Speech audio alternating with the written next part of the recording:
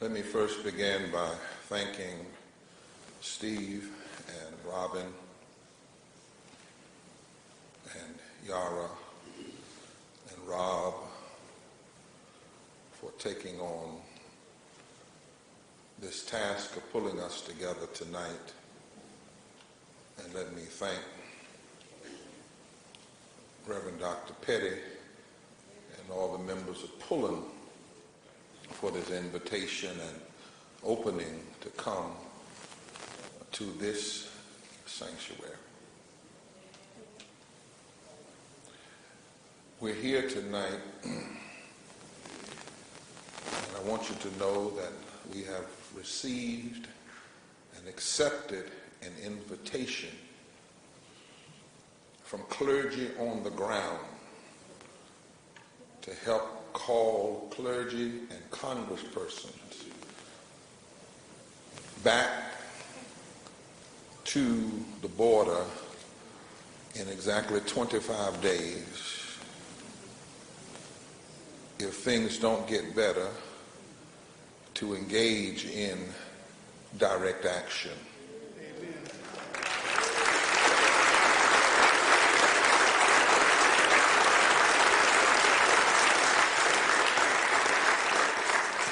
We're also here tonight to say that in September we will begin an 18-month more tour. We must do more: mobilization, organizing, mobilizing, registering, and educating tour from September to next May. We must rally the conscience of our people in this time.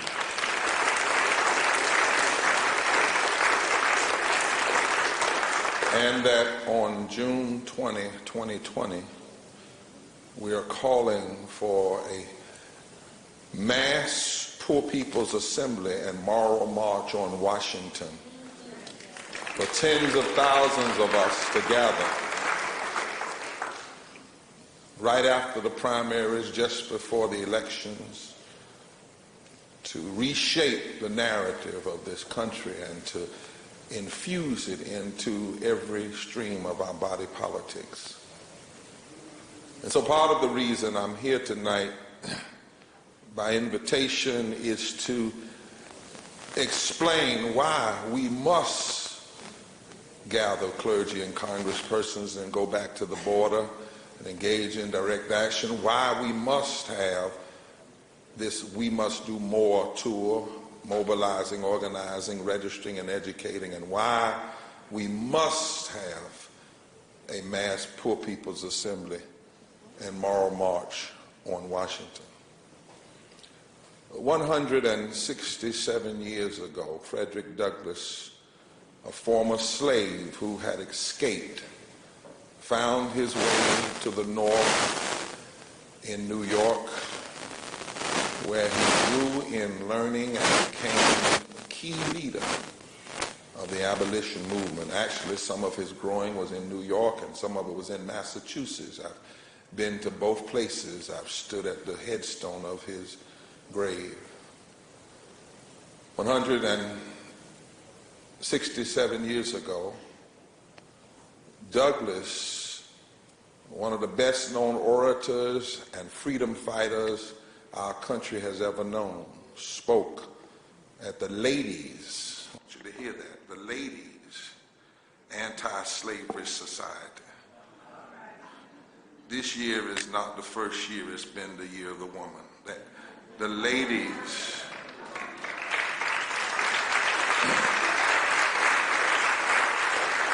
Anti-Slavery Society in Corinthian Hall in Rochester, New York, in what was billed as the 4th of July speech.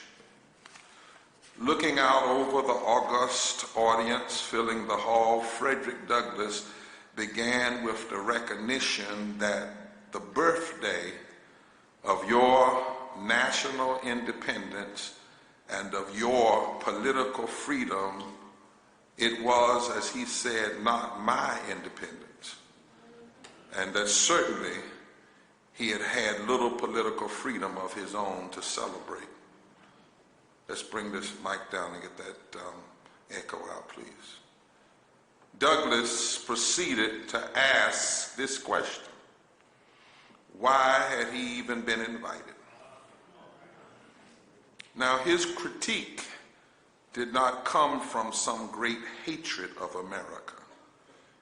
He actually, with careful admiration, talked well of some parts of America's beginning. Frederick Douglass, like many people of color, have never criticized America from a place of eternal hatred or some place of an eternal vendetta. In fact, those in the lineage of Douglass and Fannie Lou Hamer and Cesar Chavez, my father, have mourned in their critique.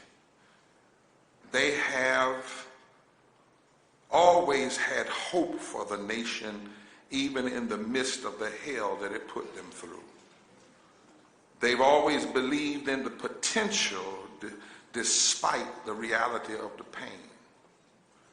People of color, the truth be told, have been the greatest patriots of this nation and have given more to this country than they have ever taken.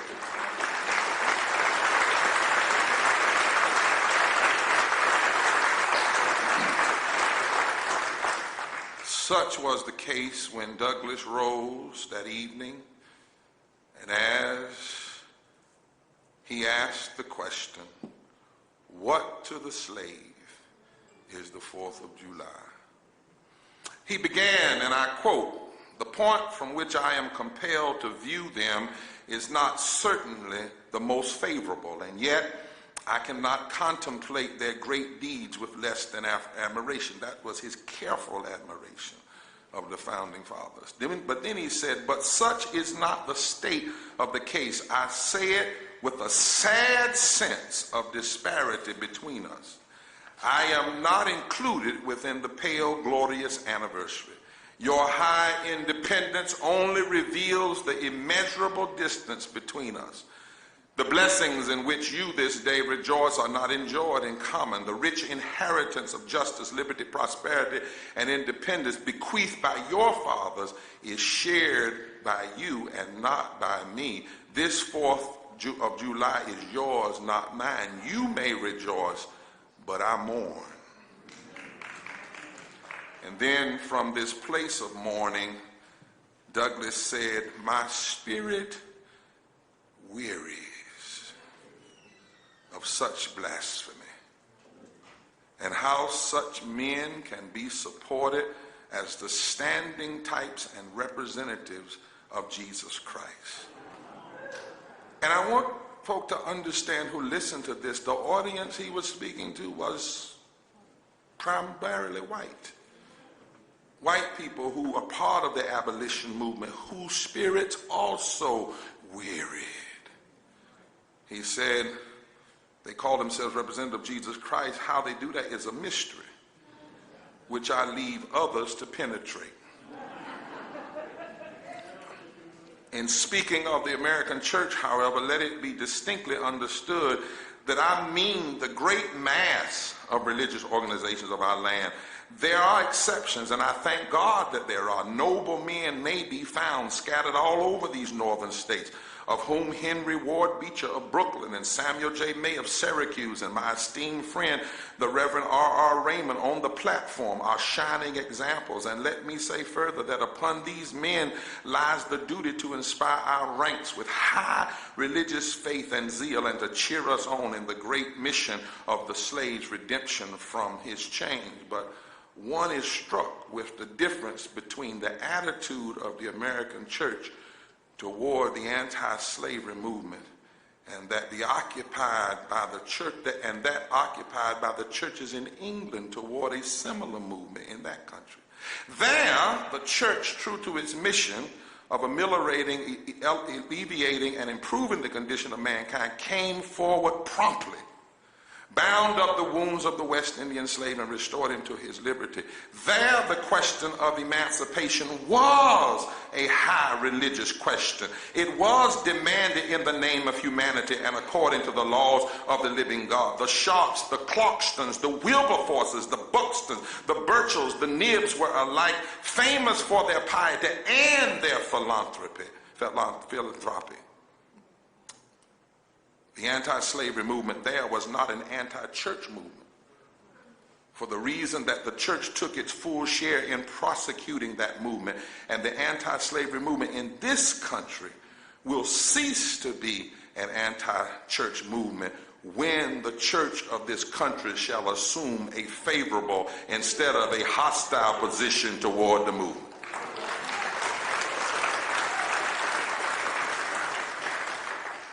Americans, he said, your Republican politics, not less than your Republican religion, are flagrantly inconsistent. You boast of your love of liberty, your superior civilization, and your pure Christianity, while the whole political power of the nation is solemnly pledged to support and perpetrate the enslavement of 3 million of your countrymen. You hurl your anathemas at the crown-headed tyrants of Russia and Austria and pride yourselves in the democratic institution, while you yourselves consent to be mere tools and bodyguards of the tyrants of Virginia and Carolina. You invite to your shores fugitives of oppression from abroad, honor them with banquets, greet them with ovations, cheer them, toast them, salute them, protect them, and pour out your money to them like water. But the fugitives of your own land you advertise, hunt, arrest, shoot, and kill. You glory in your refinement and your universal education, and yet you maintain a system as barbarous and dreadful as ever stained the character of a nation. You shed tears over fallen hungry and make the sad stories of her wrong the theme of your poets and statesmen and orators, till your gallant sons are ready to fly to arms to vindicate her cause against her oppressors. But in regard to the tens of thousands of wrongs of the American slave, you would enforce the strictest silence. You're all on fire at the mention of liberty for France or Ireland, but you're as cold as an iceberg at the thought of liberty for the enslaved of America. You declare before the world and are understood by the world to declare that you hold these truths to be self-evident, that all men are created equal and endowed by their Creator with certain inalienable rights, and that among these are life, liberty, and the pursuit of happiness. And yet you hold securely in a bondage which, according to your own Thomas Jefferson, is worse than the ages of that which your fathers rose in rebellion to oppose.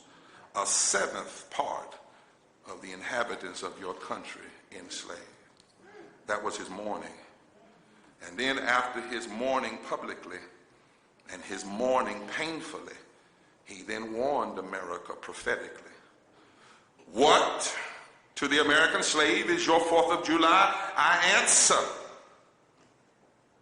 a day that reveals to him more than all other days in the year the gross injustice and cruelty to which he is a constant victim. To him, your celebration is sham, your boasted liberty and unholy license, your national greatness, swelling vanity, your sound of rejoicing are empty and heartless, your denunciation of tyrant, brass-fronted impudence, your shout of liberty and equality, hollow mockery, your prayers and hymns, your service and thanksgiving, with all of your religious parade and solemnity, are to him mere bombast, fraud, deception, impiety, hypocrisy, a thin veil to cover up crimes which would disgrace a nation of savages.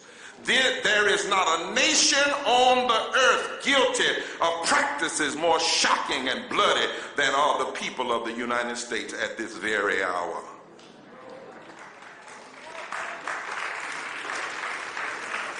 He mourned publicly. He mourned that night painfully. And then he warned America prophetically. Having accepted this invitation tonight, and the invitation to join others to eventually go to the border, I want to stand in the spirit of Douglas and ask the question, what to the immigrant and to people of color is the 4th of July? But not do I just want to stand in the spirit of Douglas. I want to stand in the spirit of Amos. Amos, the great Hebrew prophet, who said in Amos 5, I can't stand your religious meetings. I'm fed up with your conferences and your conventions. I want nothing to do with your religion projects, your pretentious slogans and goals. I'm sick and tired of your fundraising schemes. I'm sick and tired of your public relations and image making. I've had all I can take of your noisy ego music, playing the harp to your own narcissistic ways. When was the last time you as a nation really sang to me, to God? Do you know what I want, the God? Do you know what I want? I want justice. I want oceans of it. I want fairness. I want it to roll down like waters and like mighty streams, and that's all I want. I stand humbly tonight in the tradition of Ezekiel, that other great Hebrew prophet who said, listen, there comes a time you have to tell the truth, and that is that your preachers violate my law and desecrate my holy things. Many of them can't tell the difference between the sacred and the secular. They tell people there's no difference between right and wrong. Your politicians are like wolves, prowling and killing, rapturously taking whatever they want. And your preachers cover up for the politicians, pretending to have received visions and special revelation. These preachers say this is what God says when God hadn't told them one thing. And that is why extortion is rife. Robbery is epidemic. The poor and the needy are abused. And the strangers and the immigrants are kicked around at will with no access to justice. I'm trying tonight to stand humbly in the place that Jesus called us to in Matthew 25, when Jesus warned the nations before the nation crucified him, before the state killed him, for being one who dared to take on Caesar. Jesus said, you know, when the Lord finally comes, all the nations will be arranged before him. All the nations, the sheep and the goats. Sheep on the right, goats on the left, sheep on the right. And the king will say to the nations, when I was hungry, you fed me. When I was thirsty, you gave me drink. When I was homeless, you gave me a room. When I was shivering, you gave me clothes. When I was a stranger, you took me in. And the sheep will say, when did we do this? And the king will say, when you did it unto the least of these, you did it unto me. And then that king will turn to the goats and say to them, to that nation, get out of my sight. Because when I was hungry, you didn't give me a meal. When I was thirsty, you didn't give me drink. When I was a stranger, an immigrant, you gave me no welcome. When I was shivering, you gave me no clothes. When I was sick and in prison, you did not visit me. It is in these traditions that I want to declare that today, more than a century and a half later, Douglas's question leads us to cry out together again with all who have yet to receive the promise of liberty in this land. What to the immigrant and to people of color is the 4th of July? I say to America, how dare us? How dare us celebrate the 4th as though nothing is wrong? How dare us in this moment, in this particular place in history, in this Sitzenleben, this setting, how dare us act as if all is well? How dare us engage in our normal routines? How dare us take a vacation from our legitimate critique? How dare us, with attacks on voting rights of people of color like we haven't seen since Jim Crow, with the Supreme Court legitimizing discrimination as long as it happens under the scheme of partisanism, with Latino children and women and men and families in cages, with 140 million poor and low-wealth people in this country, 60% of black people poor and low-wealth, 40% of Asian people poor and low-wealth, 58% of Native Americans poor and low-wealth, 64% of Latinos poor and low-wealth. How dare us think a parade can cover this over?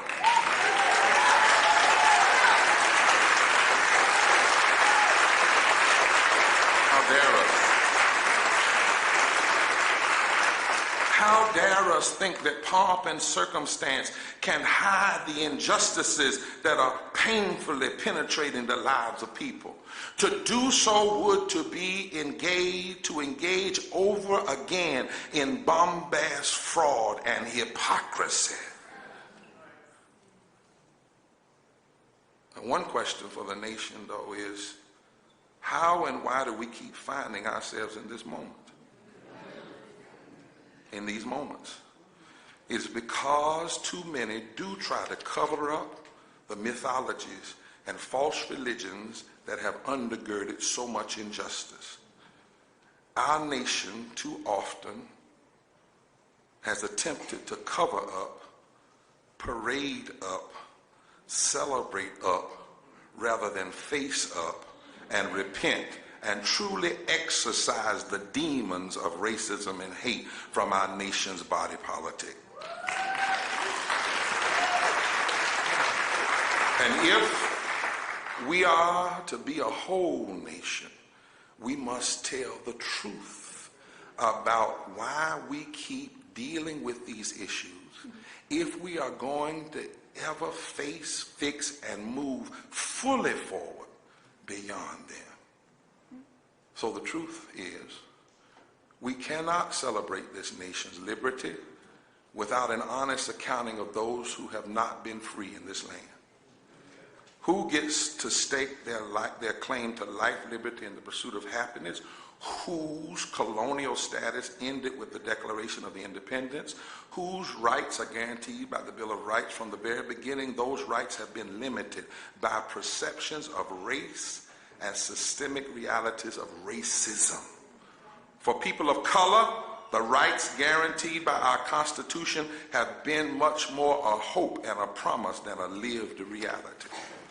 The founding mythologies of the United States as a land of goodness, of fairness, of equity for those who sought respite from tyranny on these shores are complicated by a closer look at who was not welcomed here. If the promise of a more perfect union is a through line in our history, so too is the reality of white supremacy and the need to genocide some people, the need to enslave some people, and the need to exclude some people and immigrants. Anyone who wants to go back to the imagined greatness of the past better be careful how far you go back, because you just might be going back to the future. Even if President Trump is considered white today, he would do well to remember that the founders did not include the German Trumps in their imagination of whiteness.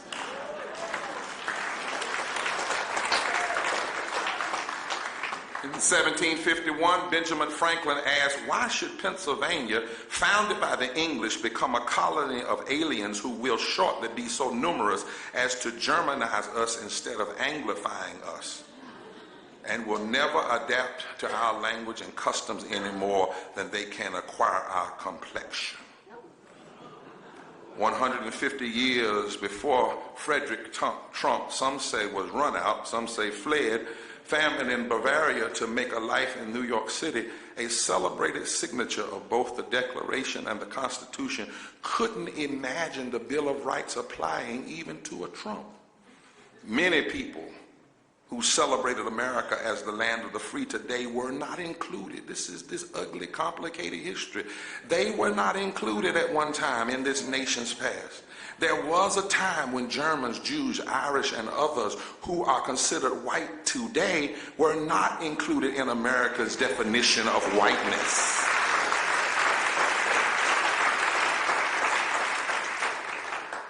Douglass knew too well American identity has always been exclusive to those identified as non-white. In fact, when Douglass addressed the moral contradiction of the 4th of July for black people in 1852, the Know Nothing Party, a populist movement of the mid-19th century whose rhetoric is echoed by the Make America Great Again crowd today, was setting up fear of Irish immigrants, portraying Irish immigrants as black, like Douglass, and thus not the rightful heirs of the liberty of the nation, this nation promised. And while the hard-won work of Reconstruction wrote equal protection under the law for all persons into the Constitution, systemic racism and anti-immigrant sentiments worked hand in hand to create an American imagination. It was the sick sociology, the bad biology, the evil economics that only the ends justify the means, and the heretical ontology that said to some, you can dismiss others on the basis of color. That's what led to the genocide of Native Americans, to the chattel slavery of African Americans, and to constant chastisement and persecution of immigrants who were not like us. And then even in the 20th century, there was this explicit white supremacy. Take, for example, University Lothrop Stoddard's The Rising Tide of Color Against White World Supremacy, which passed for scholarship in the early 20th century. He said, his scholarship said, non-white races must be excluded from America. The red and black races, if left to themselves, revert to a savage or semi-savage in a short time. Such sentiments were the status quo among politicians and elites well into the 20th century. They were written into the law through the Asian Exclusion Act, the National Origins Act, the words of welcome and protection by the great poet Emma Lazarus, cast in bronze on the base of the Statue of Liberty in New York's harbor, have been mocked regularly since they were first penned in 1883 by the harsh reality of exclusion, separation, and incarceration of those who sought refuge and safety in the United States. Even a concept that's used now in the South to block black people, gerrymandering, was first used in the North to exclude the Irish and the Polish and those who were considered not white. So you see, this anti-immigrant ugliness and viciousness toward people of color has a long history.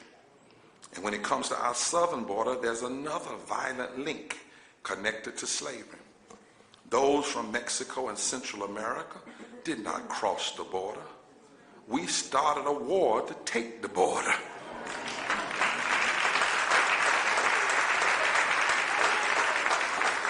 Mexico abolished slavery in 1829.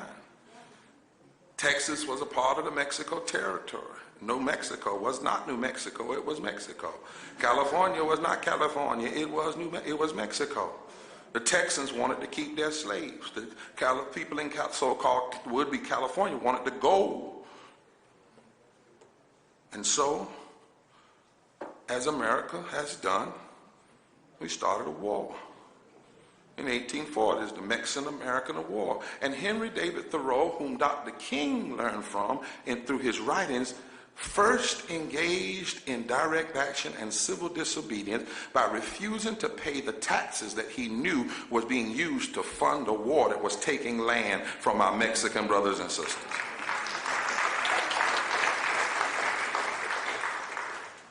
Now, the Mexican War, the way we were taught, Mexican-American War, was formally concluded, we've been taught, by the Treaty of Guadalupe, but really what happened was the treaty was forced, and Mexico was forced to give up Texas, New Mexico, and California. So I often ask the question, how can people be illegal in a land that once was theirs?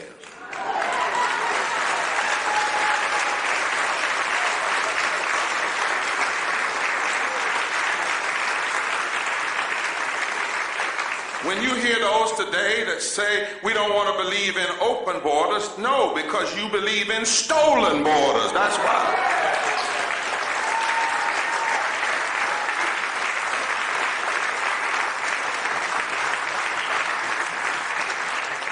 But not only that link, that violence, more recently, it is our military policies, particularly under Reagan and continuing under others, that destabilized Central America.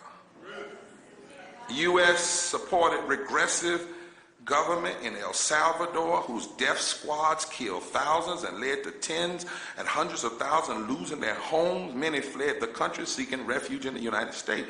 The United States went to war directly and supported anti-government guerrilla movement against the Sandinista government in Nicaragua. That war also killed thousands, created huge numbers of refugees. Our own wars destabilized the very Central America that we now want to demonize. But not just when it comes to immigrants. We also have to look at the contorted history in regards to race and people of color through the lens that Brother Kendi, Ibram Kendi, has written. He's written a book called Stamped from the Beginning, which he makes the emotionally and empirically clear that policies of racism come first. Listen to me. Systemic policies comes first. Systemic policy, racist desires come first, and then cultural lies follow to justify them. In fact, the title of his book comes from such an episode and helps us to understand. And if you understand what he says, you understand why coming down the escalator, Trump labeled Mexican rapists and murderers and said black people live in hell because he had policies he wanted to implement and he needed cultural lies to support them. It is why Trump claimed voter fraud, which is a lie, because he needed the lies to support the policies. This is also why far too many Democrats can never really address race, because they get stuck in and on cultural racism and do not deal with systemic policy racism.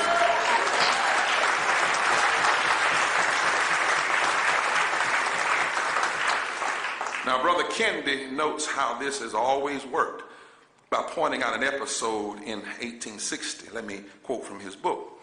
He says, listen, the title Stamped from the Beginning comes from a speech that Mississippi Senator Jefferson Davis gave on the floor of the United States Senate on April 12, 1860. The future president of the Confederacy was a senator, U.S. senator. He objected to a bill funding black education in Washington, D.C. And this is what he said: the government was not founded by Negroes nor for Negroes, but by white men for white men. Davis lectured his colleagues. The bill was based on the false notion of racial equality, he declared. The inequality of white and black races was stamped from the beginning. Kendi also writes further and notes in his writing something we must hear. He said, the culprits of racism rarely confess to their racist public policies and ideas. But why would they? Racists confessing to their crimes is not in their self-interest. It has been smarter and more exonerating to identify what they did and said as not racist. Criminals hardly ever acknowledge their crimes against humanity, and the shrewdest and most powerful anti-black criminals have legitimized and legalized their criminal activities. They have defined their crimes of slave trading and enslaving and discrimination and killing and genocide outside the criminal code.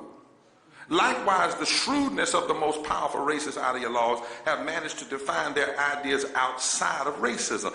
They have claimed instead that they were merely articulating God's word, that they were merely protecting the nation and engaging in this for national security. They were merely following scientific plan, or they were merely just following plain old common sense. We have to understand this history to understand how we keep coming to these moments.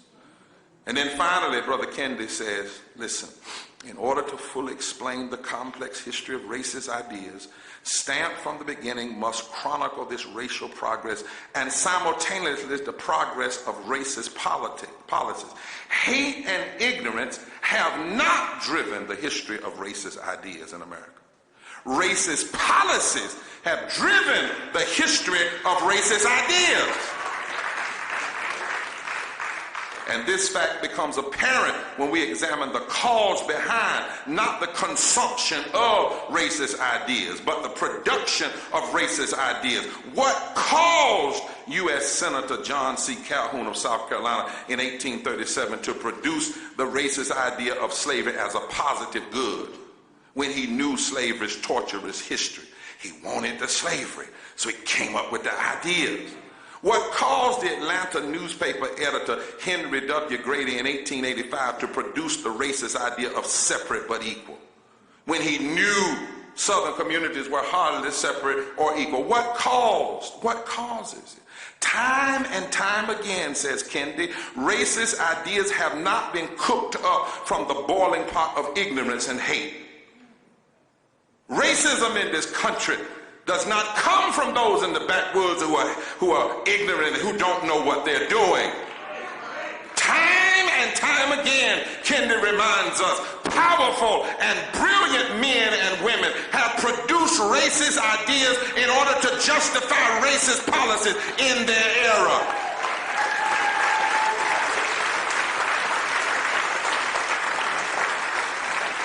They do it in order to redirect the blame for their era's racial disparities away from their policies on to black people or on to some ignorant people over there. And then Kennedy says something that I now have to confess to. Many of us were taught the popular folktale of racism. That ignorant and hateful people, if they were just educated better, had produced racist ideas, and these racist people had instituted racist policies. But when we learn the motives behind the production of many of America's most influential racist ideas, Kennedy says, and we, I believe, have to agree, it becomes quite obvious that this folktale, though sensible, is not based on the firm footing of historical evidence. Ignorance, hate, racist ideas, discrimination. This casual relationship is largely ahistorical. It has actually been the inverse. Racial discrimination led to racist ideas, which led to ignorance and hate. Racial discrimination, racist ideas, and ignorance and hate. This is the relationship driving America's history of race relations. And my friend, for these and so many reasons, so many others, that's why we're in the hell we're in. And that's why we must protest much, because we have as a nation never faced this and dealt with this history and the lies and the mythologies. Because of that, we find ourselves in another glaring moment that reveals we are still sick and broken as a nation. We find ourselves, because of this, asking what Arthur Kennedy said many people asked in 2017. How could Donald Trump follow Barack Obama into the presidency? How could the candidate of angry bigots, the Klan's candidate, the stop and frisk candidate, the candidate of border walls, the candidate that said a Latino judge can't be objective, the candidate that says if you elect me, I'll take your health care, and the candidate who said the minimum wage is already too high, how could that candidate, how could this birther theorist follow the first black president? How could Trump rise when Obama's rise seemed to make it impossible? Because we've never faced the mythologies and the lies, we find ourselves in this situation. Because we've never dealt with these lies and mythologies and injustice, we find ourselves in a time where legislative actions and legal decisions at the federal and state level have severely restricted the ability of people of color, especially poor black people, Latinos, and Native American, to participate in the democratic process. Think about that. In the 21st century, how is this possible? The Shelby decision in 2013 that gutted the 1964 voting rights. And then at the same time, the number of citizens disfranchised due to felony conviction of pernicious form of voter suppression tripled from 2 million in 1968 to 6.1 million in 2016, including 1 in 13 black adults. More than 23 states have adopted some form of voter suppression laws. In the latest 2018 midterm election cycle, severe voter suppression efforts tainted elections, for example. In Georgia, Florida, Texas, Kansas, Alabama, Missouri, North Carolina, North Dakota, including through voter purges, voter registration problems, strict voter ID, ballot requirements, voter confusion, intimidation, harassment, poll closures, long lines, malfunctioning voting equipment, and new signature matching requirements. How is it that folk are doing this? Because we've never faced the lies and the mythologies and the intentionality and even, might I say, the brilliance of those who intend to make sure that this democracy is never whole for the immigrant and for people of color. And because of this voter suppression in the country, now people are able to select persons who continue to push and pass and support policies like what we see at the border. There's a direct line between the suppression of black and brown vote, between voter suppression and gerrymandering, to having state capitals and federal government led by a majority of people that will enable a president to do what we see being done. And we must connect the fact that those who engage in and try to cover up racist gerrymandering will use a partisan scheme to stack and pack black and Latino votes as a way of isolating and nullifying the power of those votes. And they don't do it not to just stop the election of black people. They do it to disable the ability of black, white, and brown voters to form fusion coalition, especially in the South.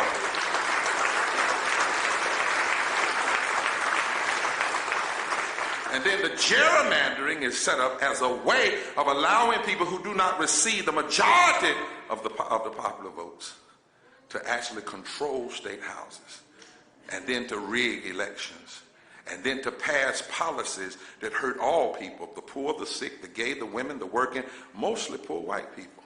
But most of all, as a way of controlling and isolating power because of the fear of the possibility of a strong black, brown, Asian, native, white coalition that will control this liberal democracy in a few years for the first time ever in history. Because of the long train of lies and mythology about race and racism and immigrants, we find ourselves now in a place where, despite the fact, here it is, despite the fact that the Universal Declaration of Human Rights guarantees unequivocally that everyone has the right to seek and enjoy in other countries asylum from persecution. Hear me now.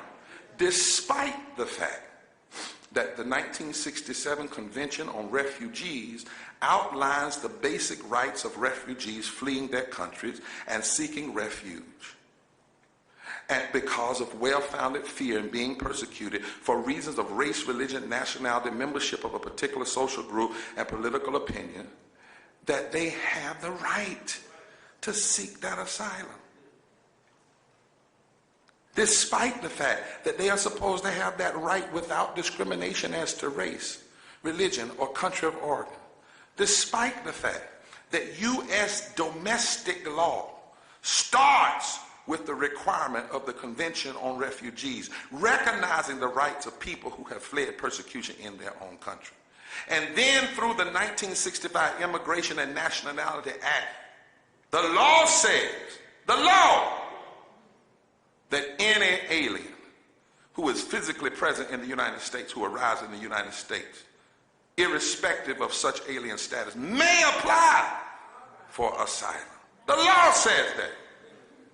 Anyone, whether they without documents, who gets to the United States border or in this country has the right to apply for asylum without discrimination. And despite the fact that the 14th Amendment, the salvation of our Constitution, without it, the Constitution falls apart.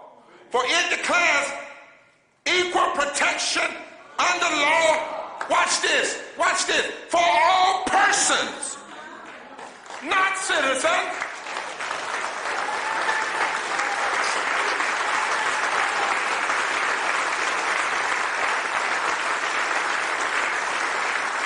But despite all of those laws,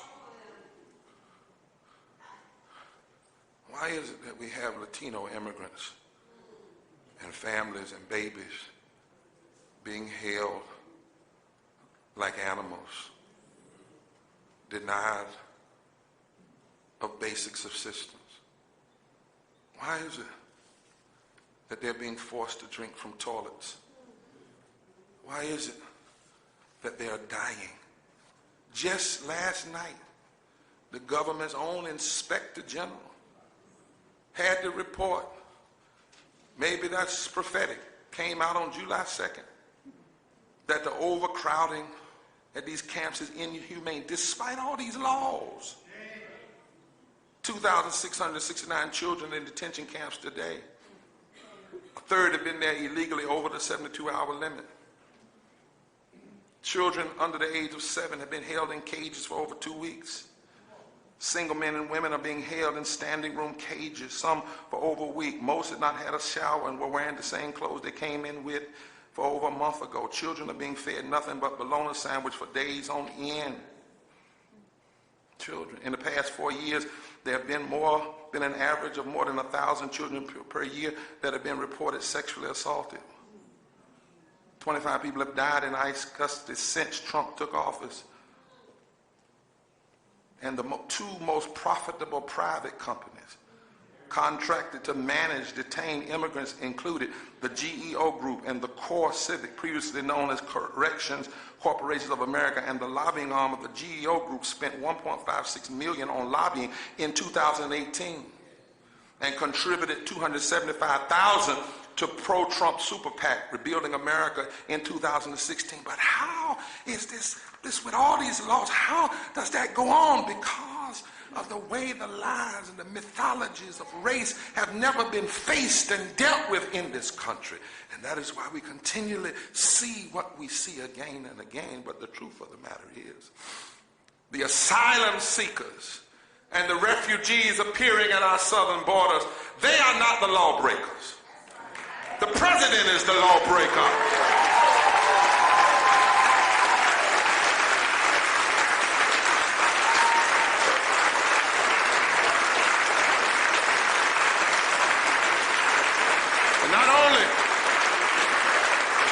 Is he the lawbreaker? The Congress people who enable it are the lawbreaker.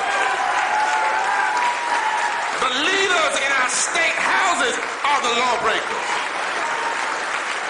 The ICE and Custom Border Patrol agents that carry out these illegal laws rather than say no. Rather than say no, I will not carry out an unjust law. And if we are silent, we too are the lawbreakers.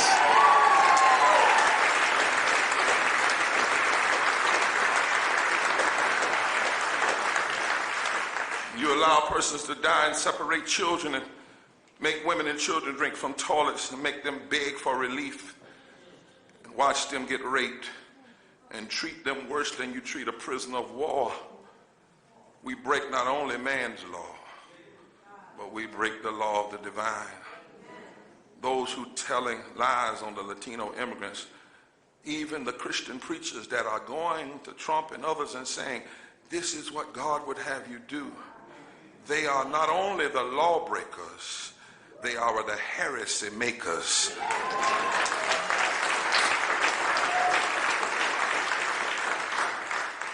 Why though? Because we've never faced the lies and the mythologies that have been used to undergird these policies so people get away with them as though they're benign, as though they're not really race. Like the lies that are told on immigrants. Immigrants take from our society. Well, in reality, a report by the National Academy of Science and Engineering and Medicine found that immigrants have little or no effect on wages and employment. In fact, because many of them are entrepreneurs, they actually build the economy. The lie, the racist lie that undocumented immigrants don't pay taxes. Undocumented immigrants pay an average of $11.64 billion in taxes every year. They also pay to help sustain the Social Security Trust Fund. In 2010, undocumented individuals paid $13 billion. The people we stole their border from them, they paid $13 billion into retirement accounts and only received $1 billion in return. And they've contributed up to $300 billion to the Social Security Trust Fund. And without it, the rest of us may never get our Social Security. Studies have confirmed they're rapists, they're murderers. No. Studies confirm that immigrants are less likely to commit crimes than native-born Americans. And how dare some of the folk who are operating today in the same philosophy of past segregationists and slaveholders call anybody violent? Because of these lies, because of the mythologies, because we've never faced them, because as a nation we've tried to cover them up, parade them over, and engaged in hypocrisy, we also find ourselves in this situation where even religion is being used to justify demons. That is the definition of blasphemy. When religion is used to call that which is good bad and that which is bad good, that is the definition of blasphemy. So what is our hope in this moment?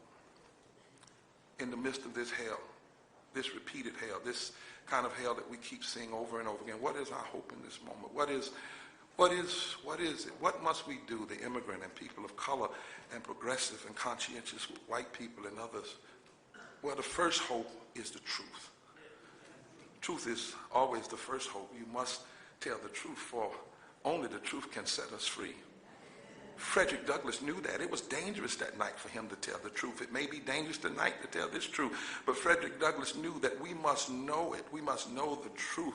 And with the first hope is to not accept the lies, not accept the mythology, not accept the hypocrisy, not accept the ugly history as having the last say, and not to hide it, but to tell it and to expose it to the light. That is the first hope.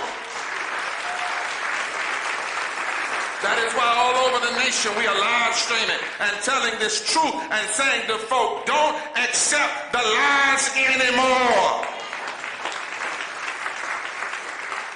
The next hope, David, is the hope Jesus said in Matthew. Sometimes I don't know if nations will turn. As Frederick Douglass said, it's hard to turn a stream that is so deeply embedded. I don't know if things will turn immediately, but I know there is a hope in warning the nation. There is a certain place in which it's not our duty to make the nation change, but it is our duty to make sure the nation knows it's wrong. Like Jesus did in Matthew 25. It is important to let any nation, I don't care what that nation is, I don't care how many damn tanks they put on the streets tomorrow. It is important to let a nation know you are not bigger than God, you're not bigger than the divine, you're not bigger than the moral art of your universe. It is important to let the nation know that if you read history right, every despot has fallen. Every one of them.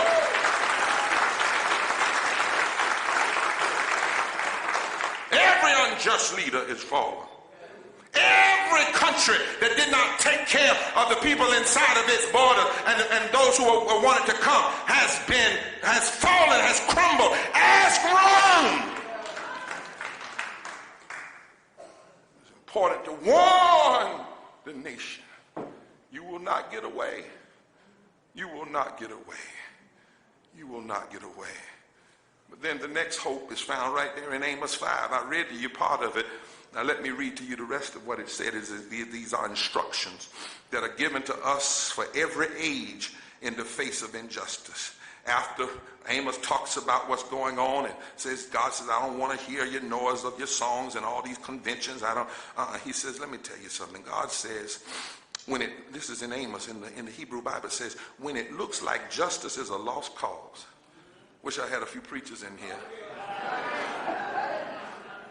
When it looks like evil is epidemic. When it looks like decent people are just throwing up their hands, and when it looks like protest and rebuke are useless and a waste of breath, the divine says, I need a people. I don't need everybody, I just need a remnant. I need a people who will seek good and not evil and live. I need a people who say to the nation, if you claim that God is your friend, well, live like it.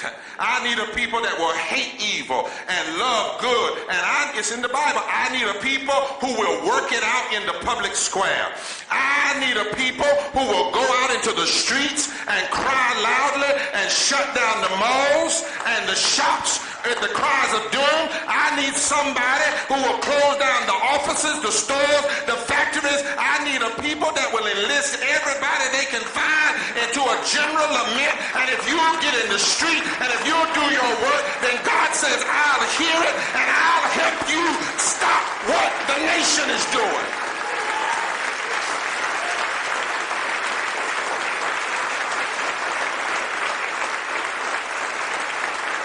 And so, as it fell, the lot of Frederick Douglass and William Lord Garrison and Harriet Tubman, as it fell the lot of Fannie Lou Hamer and Martin and Viola Woosa, it's our lot now. It's our lot to refuse to be quiet about what we see going on. We must engage at the border. We must engage at the ballot box. We must engage with the Bible. We must engage with the basics of the Constitution. We must engage in the legislature's boardroom. If Douglass and others didn't stand down then, we can't stand down now.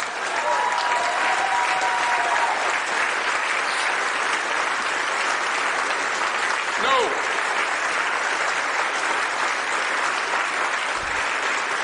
And this is